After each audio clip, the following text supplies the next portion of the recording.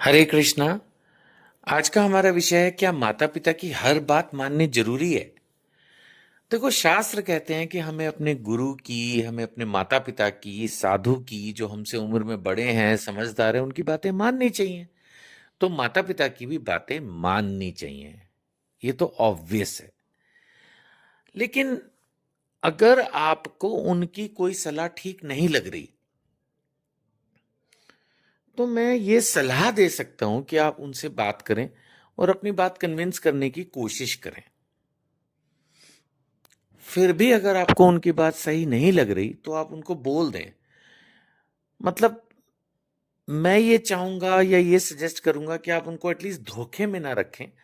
आप ऐसा ना करें कि उनको बोलें कि हाँ, मैं आपकी बात मान रहा हूं, और फिर करें कुछ और ही। क्योंकि इससे एक तो उनका आप पर विश्वास उठ जाएगा, दूसरा वो और भी ज्यादा बुरा मानेंगे। क्योंकि आप ये तो अपने जीवन में जो भी मेरी ये ऑडियो सुन रहे हैं, ज्यादातर अच्छी उम्र के लोग ही ज्यादा सुनते हैं।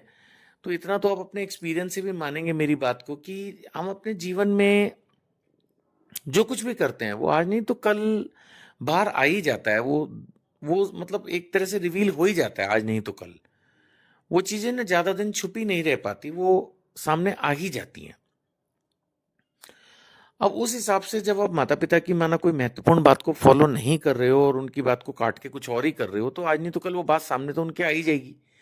फिर उनको, एक जैसा मैंने कहा, एक तो आपसे विश्वास उठेगा और दूसरा वो बहुत ही बुरा मानेंगे।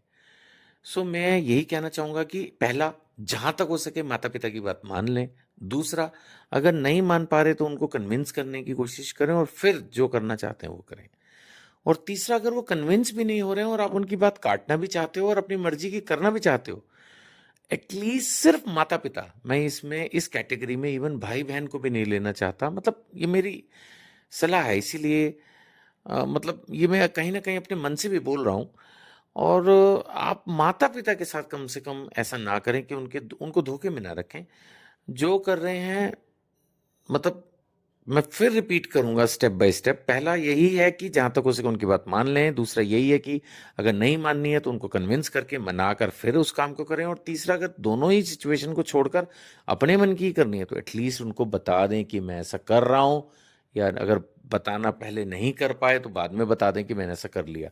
क्योंकि उनको जब किसी और से पता चलेगा, पता तो चल ही जाएगा, विश्वास कीजिए, तो उनको बहुत बुरा लगेगा।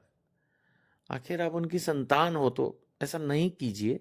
तो आप उनको एटलीस्ट बता दीजिए। अगर आप कुछ ऐसा करना चाहते हैं जिसको लेके आप आश्वस्त हैं कि ये सही ही है, और माता पिता आपको लगता है कि for whatever reason convince नहीं हो रहे हैं और आपको करना ही है, जैसे मैंने कहा, तो ठीक है, करिए। लेकिन जैसा मैंने सजेस्ट किया, रिक्वेस्ट किया, एटलीस्ट माँ बाप को बता जरूर दीजिए कि हम आपकी बात को फॉलो नहीं कर पा रहे। और क्यों नहीं कर पा रहे, हो सके तो उसका भी थोड़ा सा रीजन दे दीजिए।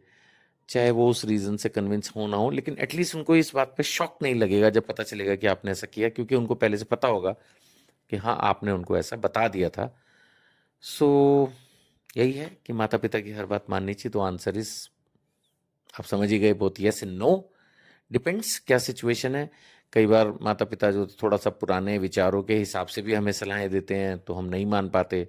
या कई बार उनकी सलाहें बहुत कंजर्वेटिव होती है, जैसे कहीं आने जाने के लिए, कि पेरेंट्स है ना, डर जाते हैं कहीं आपको चोट ना लग जाए, कोई समस्या ना हो, इसलिए मना कर देते हैं। लेकिन फिर भी आपका जब बहुत मन होता है तो आप जाते ही हो किसी जगह, या कोई पर्टिकुलर कोर्स करने को, या किसी बिजनेस में पैसा लगाने को। कई बार उनकी सलाहें ठीक भी होती हैं, अच्छी भी होती हैं, लेकिन आप कई बार नहीं फॉलो कर पाते। तो जैसे मैंने कहा, एटलीस्ट उनको बता दीजिए। अगर कन्विंस नहीं कर पाए और फिर भी करना ही है, तो एटलीस्ट बता दीजिए। हरे कृष्णा।